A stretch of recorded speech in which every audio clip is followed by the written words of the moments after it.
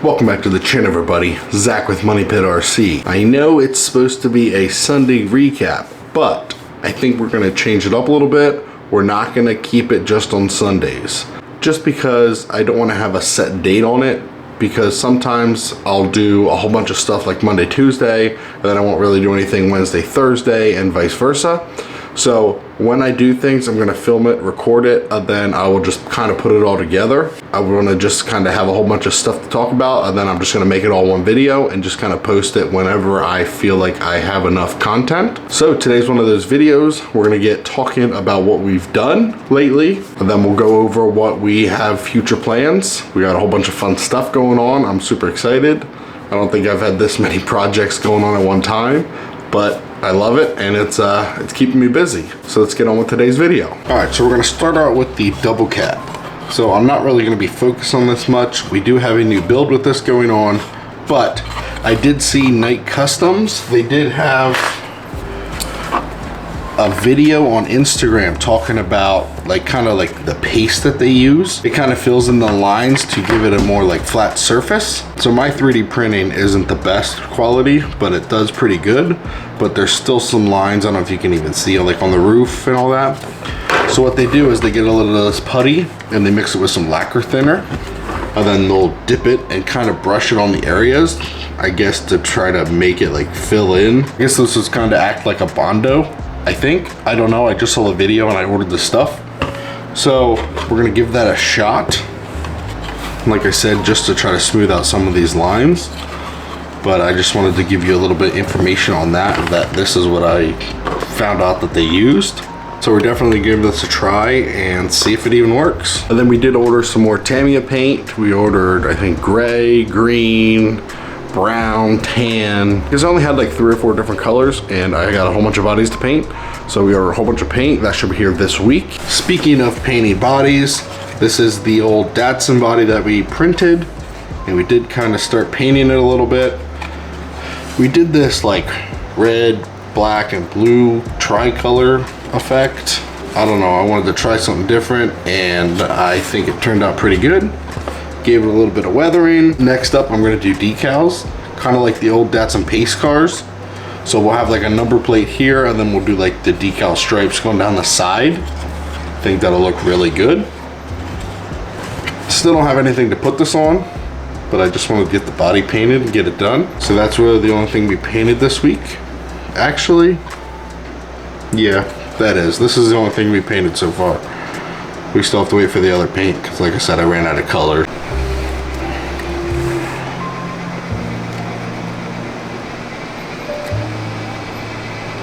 So this may look a little different to you. I say we got the 4Runner about 89% completed. Added the roof basket. We made a little surfboard. All the accessories on the roof that you see, I 3D printed myself. Besides the traction boards, those were off an Ep.24. But I'm very happy with it. It looks really good. And then we made a front bumper out of styrene. It's just something simple, nothing too crazy, nothing over the top.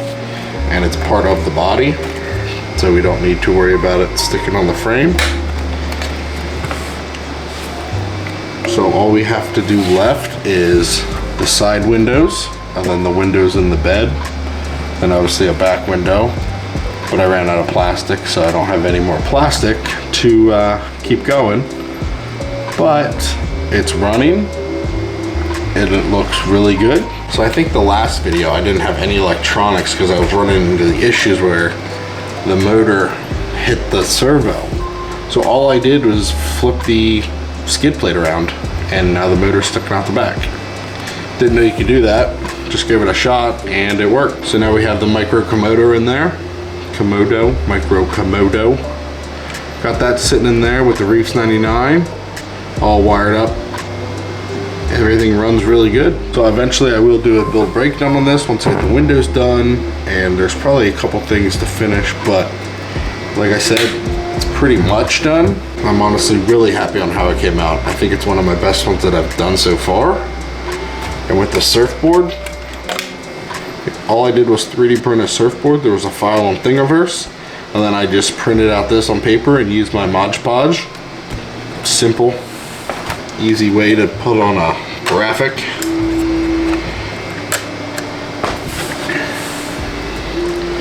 But yeah, you have to let me know if you guys like this build or not.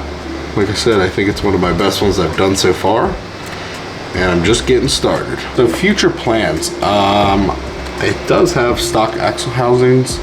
They are upgraded CVDs and all that. So maybe I'll do like a brass diff cover in the front just to get some weight, and maybe some brass knuckles. But other than that, it performs really good how it is. It's lightweight and it just performs really good. And I think it just looks so good. I really like that front bumper. Something just small, simple. What do you think of this one? So I've always wanted a cab only, and where the rear end has no electronics, nothing. All you see is just shocks and frame rails. And I finally did it. I've had this body sitting around for a little bit and I didn't know what to put it on. And I had a whole bunch of extra parts laying around, and I decided to make this. I did have to rob a couple parts off my other build, but that's okay because that other build is gonna be under construction for a while. So I wanted to do this, which I think it sits really good. So this is a pretty basic build, a lot of enduro parts, stock axles, just Fury Tech, Reese 99. That's pretty much it. Got some sliders with the 3D printed magnet mounts on the side. You also got the two in the front where it goes under the hood. But yeah, it is a Gladiator wheelbase, so it's long, and I think it just fits this so good. I painted this body like a while ago, and I just never had anything to put it on. And I was like, I know this is what I want, and this is what I'm gonna do. I did also print like a little radiator and some fans. I'm gonna figure out how to stick them in the back somehow or somewhere, I'm not sure. But yeah, very cool. And I see a whole bunch of guys running these rubber bands around the shocks, and it's totally a game changer. Acts as limiting straps, and that rear axle doesn't hang down a whole bunch. So thanks to whoever I see doing that. I stole that idea. But yeah, definitely gonna do a video on just this one. So hit that notification bell so you don't miss it. All right, so this one's kind of a goofy one. It is the Mies Racing MB24. So it was my like off-road kind of build. We're gonna change it up a little bit. I still wanna keep it off-road with the long travel shocks and all that, but we changed it up a little bit, and no stock body. So here it is. It kind of looks a little goofy right now, just because I still need to figure out the rear end, but it is that double cab that I printed. But also we have the X Factor from Little Guy Racing, like the cage, the X Factor chassis or whatever they call it. We chopped up the cage a little bit. We bolted it down to the MB24 sliders, and this double cab literally fits right on top. And it looks really good because you can see like the cage through all the windows, and it kind of fits this really, really good, like frontal wise. This double cab is just so long, it just looks goofy on anything. So I think we're gonna cage out the rear, get some styrene, make some cage somehow, make it look, I don't know. But that's a start.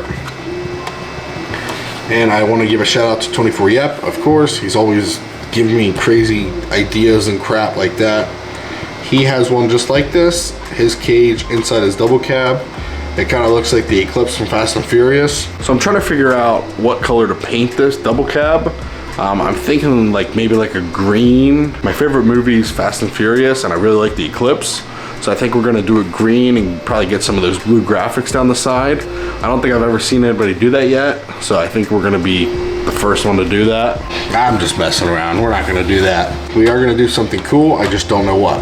So we're gonna wait for the paint to show up, and then we'll just start painting and see how it looks. So yeah, that's the future for the MB24. Gonna be a long project ahead of us because I got like 3 other projects going on and I'm wigging out. I don't do that. I usually do one project at a time and I just kind of stick with it.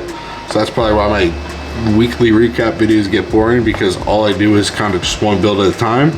But we're gonna start shuffling around and try to do 3 or 4 of them. All right, so we got something new in the works. I don't know what it's gonna end up being, but so Enduro LCG chassis. We have a stock transmission, but metal cased and all metal gears. I always use 99%. I use FuriTech motors. So this is a 3D printed FuriTech Micro Komodo motor mount. It's got the 9mm spacing against it, so you can probably fit whatever motor has 9mm spacing for like the motor mount. So I did print this because I'm tired of spending $30 for a motor mount every time I do a new build. So I printed this and I think it works. It bolted right up to the transmission. I didn't bolt a motor up to it yet because that's still in the mail, but yeah, if that works, it's gonna save me so much money. Also, I was messing around, I found a battery tray, like a, yeah, I guess you can call it a battery tray. You can still use the Velcro. I printed a whole bunch of these till I finally found the right one. And this is the smallest battery tray that I found that'll actually just work for basically all of my builds. Very simple design, and I think it's gonna work out really well. I have it in this one, and I also have it in this one back here. I just have the Velcro on it, but it's literally the same thing. It's just that tray with 2 mounting holes.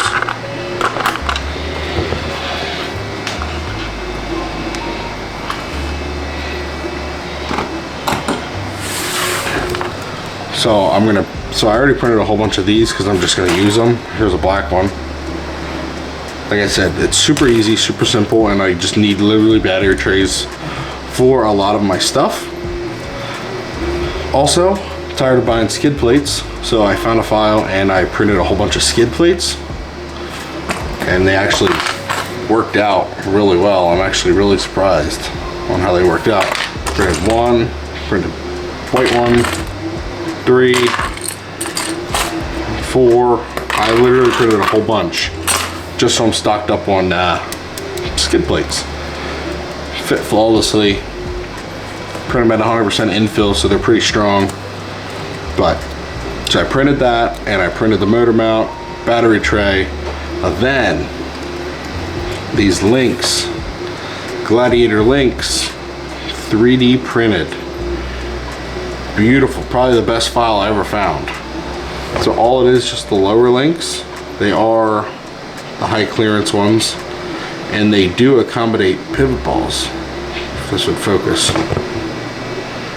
So all they did was get the pivot balls from like an Enduro set, and they snapped right in, no issues, and they have a lot of play, so they're not going to be all bounded up. So yeah, I just need to get upper links. Well, I'm going to try to find a file for just some straight upper links, but this is a Gladiator wheelbase with the Gladiator wheelbase links. So this is basically like kind of like a test dummy, honestly. I just want to see what I can make fit, make work, and then I'll obviously use it on other builds. Very excited on my 3D printed adventures this week. Kind of seeing what all I can do, and it's a lot, honestly. I think that's gonna wrap it up for this week's episode. There's a whole bunch going on in this video. Make sure you leave a like, comment, subscribe if you haven't already. You know, I enjoy reading through all your feedback. I'll catch you guys in the next video.